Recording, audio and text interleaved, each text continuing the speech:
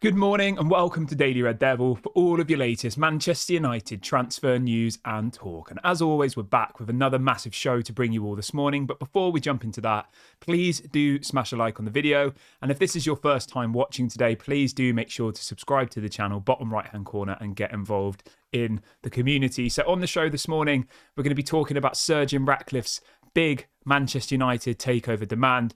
We're also going to be talking about a boost for Erik ten Hag, which I honestly think that if this story had gone a different way, obviously we'll get into it in a minute, but if this story had gone a different way, Erik ten Hag could have been in big trouble, I think. Now, we'll talk about it in a sec and you'll understand where I'm coming from. But yeah, there's quite a big story that's come out about Erik ten Hag and about his team ultimately, and some changes that could have happened. Lots and lots of other stuff to get into. Obviously, it is a match day today, so we will be doing a bit of a discussion about the game against Copenhagen this evening. Do get involved in the comment section, get involved in the live chat. Let me know your thoughts on everything we discuss on today's show. Okay, so let's start off with this story about Erik ten Hag then, shall we? Now, I want to give you a bit of a timeline of this situation. So some of you may or may not be aware, Ajax, obviously Erik ten Hag's old club, are currently sat 16th in the Eredivisie. They're off to the worst start I think they've had in a very long time. Their manager has literally just been sacked. So I think last night he got sacked. And apparently Louis van Gaal has now joined Ajax as a consultant. So he's one of the top people in the boardroom making the decisions at Ajax, okay? Now, the story says this. It says Louis van Gaal has returned to Ajax in a consultancy role and is keen for Erik ten Hag's number 2, Mitchell van der Gaag, to have a role in the Amsterdam club's new look coaching setup. It then goes on to say that it says Ajax are likely to fail with any approach to lure Manchester United's assistant boss Mitchell van der Gaag back to the club. But the key point here is, right, the manager is gone from Ajax. Obviously, Mitchell van der Gaag, the Manchester United assistant, was the assistant to Erik ten Hag at Ajax as well. He obviously has a very, strong affection, love, or whatever for Ajax. And they are now looking for a new manager. And Louis van Gaal has benchmarked, bookmarked, whatever you want to call it, Mitchell van der Gaag as a potential option. But this all happened yesterday, so there was a lot of people in the fan base getting concerned, because I know when Jose Mourinho lost his assistant manager, I think it was a couple of years before he came to Manchester United, but I always remember Jose Mourinho had the same assistant manager throughout the whole of the time when he was really, really successful. He lost this assistant manager and then things just started to change. And I think that assistant managers actually don't get enough credit.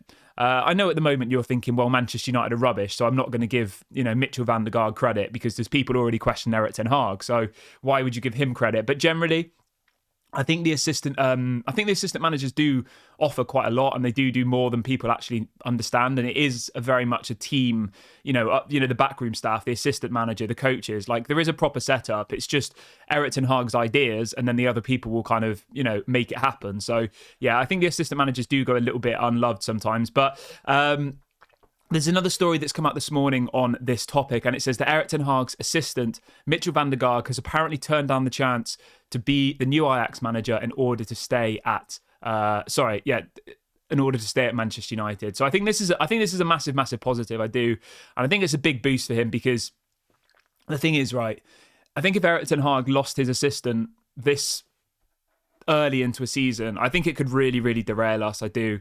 And you know what? Fair play to Mitchell van der Gaag for rejecting Ajax, if that is what's happened. But yeah, all of the headlines this morning are that Manchester United number 2 is going to resist going to Ajax and will stay at Manchester United.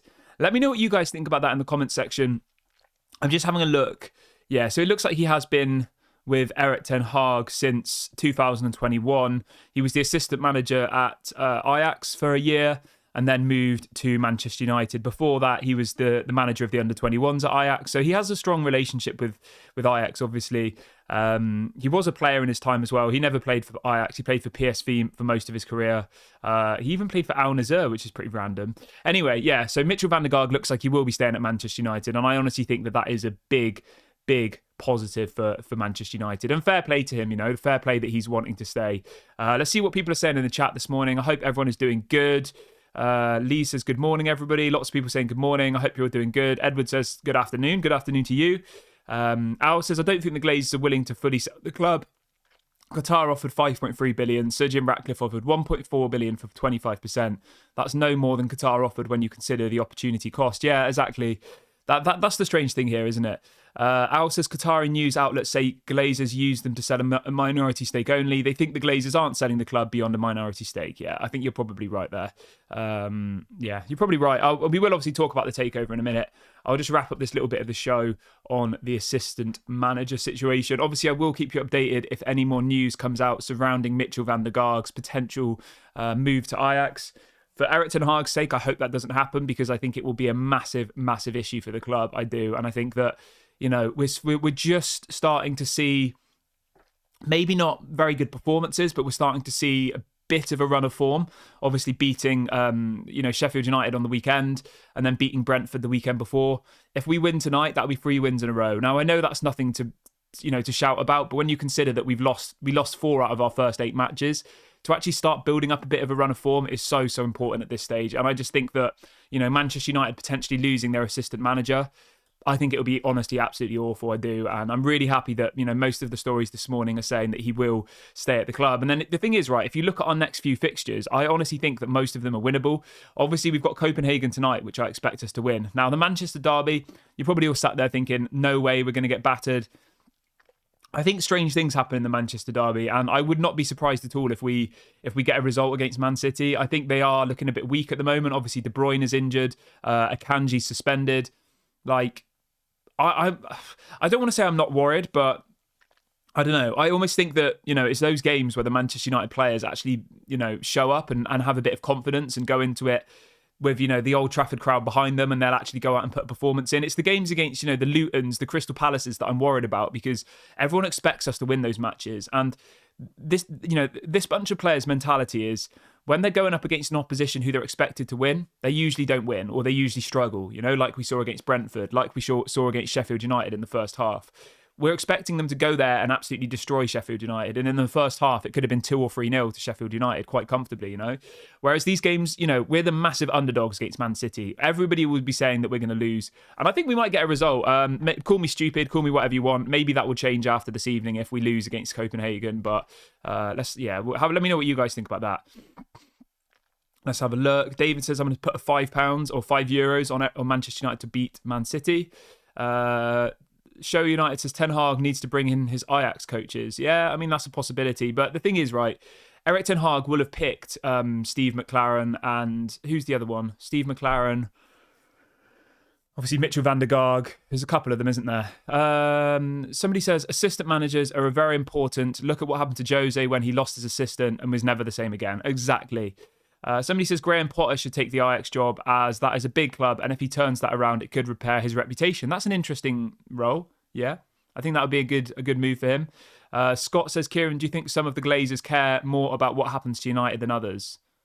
I would say that, Joel and Avram are probably the only ones who have any mild interest. I think the rest of them are just like silent investors. They just sit there and cash their checks. Richie says Spurs, no Kane, top of the league under Ange. Ten Hag wasted 400 million and look at the shambolic performances. Okay, fair enough. I mean, the thing is, right, I'm not trying to make excuses, but have a look at Tottenham's team, okay? Let's have a look at Tottenham's team quickly.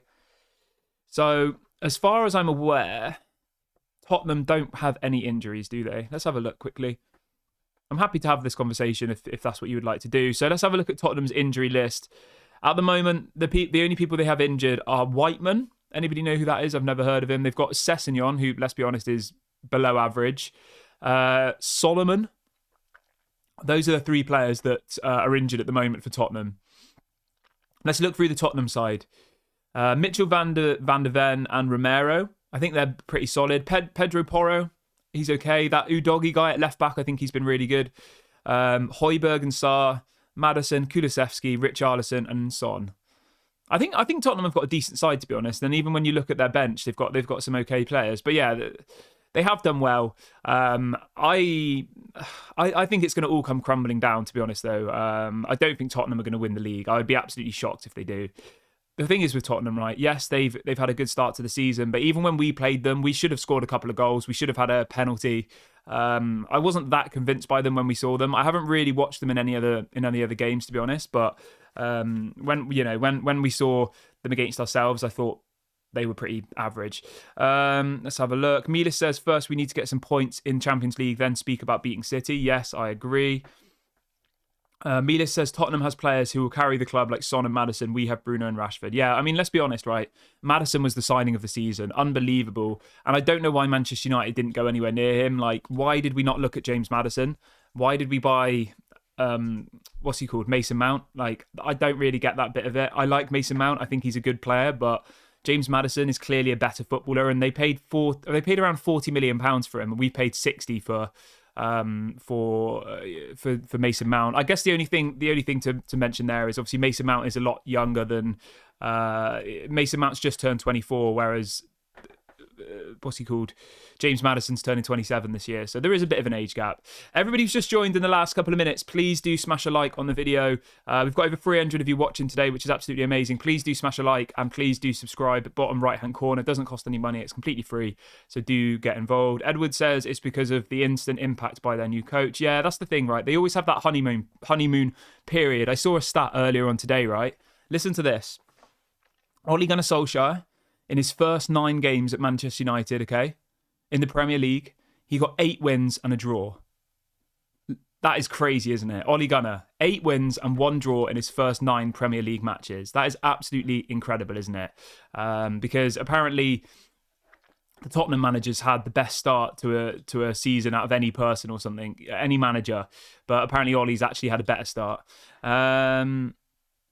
Yeah, let's see what else. Zaid says Maddison wanted to play the number 10 role and Erik ten Hag will never drop Bruno. Mount plays more as an 8, which Maddison didn't want to do. Fair enough. That's a good point. I don't blame you. But I still don't really understand Mason Mount, though, because I like Mason Mount. But where's he going to play? If he's not going to play in the number 10 role, are we going to really have him sat next to Amrabat? I'm not sure if I'm convinced by that. I don't think he's good enough defensively. Maybe that's what we'll see tonight. Maybe we'll see Mason Mount and Amrabat as a kind of pivot and then Anthony on the right.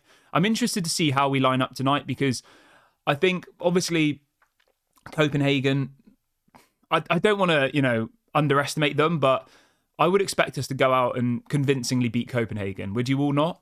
Like, they're clearly not as good as Galatasaray. They're clearly not as good as Bayern Munich. We need to go out there and get a result tonight. And, people like Mason Mount, I spoke about this on the show last night, right? The whole of Copenhagen's squad, the value of it is around 40 million euros. We paid more money for Mason Mount than what the whole of their squad's worth. So these players, they think that they're, I don't know what they think. I mean, Rashford's, people like that, they probably think they're world class. They think they're on this level. They need to go and show that tonight because they're playing a lesser opponent, let's be honest. They're playing a Europa League quality team. And we need to see a difference in class. We need to, it needs to be obvious that we're Manchester United tonight and we're not, being run off the pitch by Copenhagen.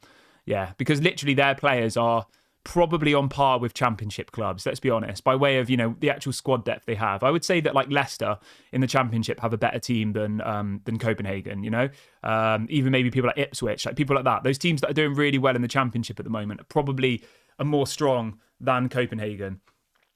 Scott says, what about James Ward-Prowse? He was a great buy too. Yeah, I agree. The thing is, right, Manchester United always go for the more high profile names. I think Mason Mount is more marketable. I think he's more of a shirt seller. I think I know, like, for us fans, we don't really see things like that because we just think of it from a footballing perspective, but Manchester United probably are more focused on how many shirts they're going to sell, how many followers they've got on Instagram, all of these things that seem absolutely ridiculous to us, but that's just the way that Manchester United works at the moment. We're a commercial business. So, for example, James Maddison's got about 1.5 million followers on Instagram. Mason Mount's got 6 million. Do you see what I mean? Like, Manchester United always go for the ones that have a bigger profile because the way they see that, it's like they'll sell shirts, they'll be able to get more brand deals. I mean, and if you look at James Ward-Prowse, I mean, how many's he got? James Ward-Prowse has got 200,000 followers on Instagram. Do you see what I mean? It's a completely different level. One of them's, from a footballing perspective, I wouldn't say there's a massive difference between James Ward-Prowse and Mason Mount, to be honest. At this moment in time, if anything, James Ward-Prowse has had a better start to the season. But from a brand perspective, I can understand why Manchester United, I wouldn't personally do this if I was running the club, and I'm sure you wouldn't, but that's just the way that Manchester United think. They look at followers, they look at interactions, they look at likes. That's the most important thing for here. How much money will these players be able to generate for the Glazers from commercial deals, from shirt sales? That's their most important thing, not the actual quality of the players. Let's have a look. Daniel says, United not spending in Jan, wage bill gone down in summer, got money. We'll have to wait and see, mate. I don't know. It's too early to say what we're going to spend in January. Bob says Ten Hag has had well over a season to implement his style. Don't understand the excuses for him. Well, actually, I wanted to talk about that because the thing you have to remember with Tottenham is, right? Answer me this. How many games a week are Tottenham playing? Well, the answer's one. They're not in the Champions League, they're not in the Europa League, and they're not in the Europa Conference League. One game a week, which means, let's say that the manager gives them 1 day off a week. That means they've got 5 days a week, right? Every week since the beginning of the season. They're out of the League Cup as well. They got knocked out of that in the first round. So they are literally going to play 1 game a week for the whole season, which means at a minimum, they'll have probably 5 days of training per week. Okay? You look at Erik ten Hag since he's been here, right? He's been in Europa League last season, as well as the League Cup, as well as the FA Cup, all throughout the year. He was playing 2 games a week every single week for the whole season, and then obviously had the World Cup. Some points we were even playing 3 games a week. My point here is, right, 2 games a week, they probably give them a day off after each game, or maybe a light training session after each game. So if you look between our game on Saturday night, they probably had Sunday off, yeah? And then they'll have had 1 training session on Monday. Straight into the game against Copenhagen. After Copenhagen, they'll probably have Wednesday off. They'll probably train Thursday, Friday. And then obviously you've got the Manchester derby. Do you see where I'm going with this? It's very, very different. I don't think that Erik ten Hag's actually had enough time to be able to focus on the pitch. If you then even look at the pre-season, we played 8 matches in pre-season. We travelled from one side of America to the other, 10 plus hours. Other teams like Tottenham and stuff, they had a much smaller pre-season. I mean, let's have a quick look. Let's have a look. Yeah, so Tottenham played 4 games in pre-season. Their last game of the season was on the 28th of May against Leeds in the Premier League. And then they had 4 pre-season matches. Manchester United played 8 in the same amount of time. And again, this all points back to the Glazers. It points back to them being greedy, them, trying to do as many games in different places as possible to build their commercial brand. And I think that Erik ten Hag would have really, really benefited from having more time on the training pitch to focus on these players, to focus on implementing his ideas, because between each match, they're probably getting 1, maybe 2 training sessions between each game, and that'll be the same throughout the whole season. Whereas teams like Tottenham, teams like Chelsea, honestly, I'm telling you, I reckon Chelsea will finish above us. I genuinely believe that. They play in 1 game a week, and I think that once they click, because they're doing 5 or 6 training sessions a week, implementing Mauricio Pochettino's ideas, I think they'll look better. And then the average person will say, oh, we should have got Pochettino, look how well he's doing. But it's a massive difference, We'll play Man City, and then next week we'll have a day off and then fly off to Copenhagen. We'll come back. I think we've got Newcastle, then we come back, then we fly off to Galatasaray. Do you know what I mean? All of this takes time. All of this takes away from Erik ten Hag's ability to train on the pitch. And I think that in some ways, now you're probably going to all be shocked when I say this. In some ways, I kind of hope that we don't get Champions League next season or Europa, because I think that in some ways we're not going to win either of them. Let's be honest. We're not going to win the Europa League at the moment, and we're not going to win the Champions League. Maybe we'd win the Europa Conference League. I mean, even if we got knocked out of the Champions League now and went down to the Europa, like if you actually look at the teams that are left in the Europa, like you've got Liverpool, you've got. I think we'd lose to quite a lot of those teams, to be honest. I'm having a look now. We'd arguably lose to West Ham at the moment, to be honest. West Ham are good. They've got Bayern Leverkusen, you've got Ajax, you've got Brighton, Liverpool. You've got some really, really good teams. Villarreal. Like all of these teams, Sporting Lisbon, Atalanta, like all of these teams I could imagine beating Manchester United at this current moment. So in some ways, it might actually benefit United from being out of Europe for 1 season, just to really, really focus on the playing style. Obviously, everybody wants us to play Champions League football.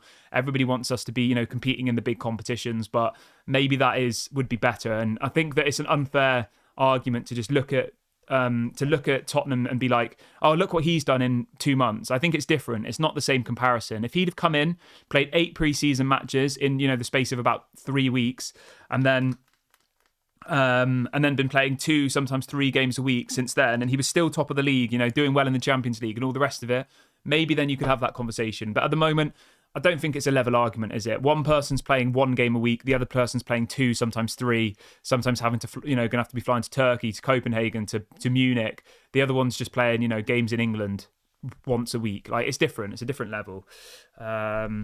And we don't have the squad. We've got 10 players who are injured or have been injured over the last kind of 2 or 3 weeks. Right, let's move on to the next story, though. Everyone who's just joined, please do smash a like and subscribe, bottom right-hand corner. It doesn't cost any money. I've got over 400 of you watching, so please, everybody, click the like button quickly. And let's move on to the last and final story. Let's talk a little bit about this Sir Jim Ratcliffe news. Now, this is coming out from a couple of different journalists, and ultimately what is being said is, it says one senior source at Nice speaking on a condition of anonymity, I can't say that word, speaking anonymously due to the confidential nature of the ongoing negotiations, stated that the club do have a plan in place should the deal progress.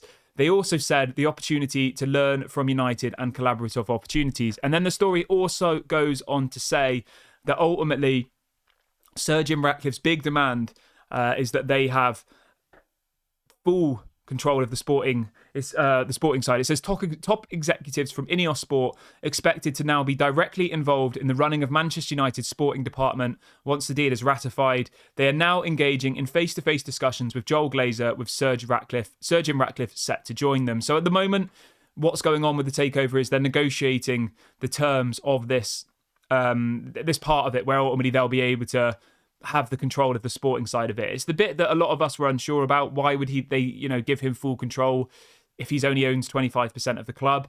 That's what's being negotiated at the moment. And once that's been negotiated, then the board will vote on it. So it could be weeks. It could be, 2, 3, 4 weeks before they even get to that point. Because the thing is, right, the Glazers will have to have this conversation with Sir Jim Ratcliffe and Ineos. And once that's agreed, they'll then have to take it to the board. So I think we're still a long way away from an actual decision, to be honest. I really, really do.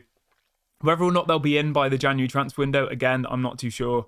It does concern me a little bit, but we'll just have to wait and see what happens with this one. It's one to obviously keep an eye on, but in short, Sir Jim Ratcliffe's big demand is that he must have control of the sporting side of it. That's his condition to buy this 25% of the club. We'll have to wait and see what happens with that one. But I'm going to wrap the video up here, guys. I will, of course, be live for the Copenhagen game this evening. And if anything breaks between now and then, I will, of course, go live. So please do make sure to smash a like on your way out. And please do subscribe, bottom right-hand corner. This has been Daily Red Devil, and I'll speak to you all a little bit later.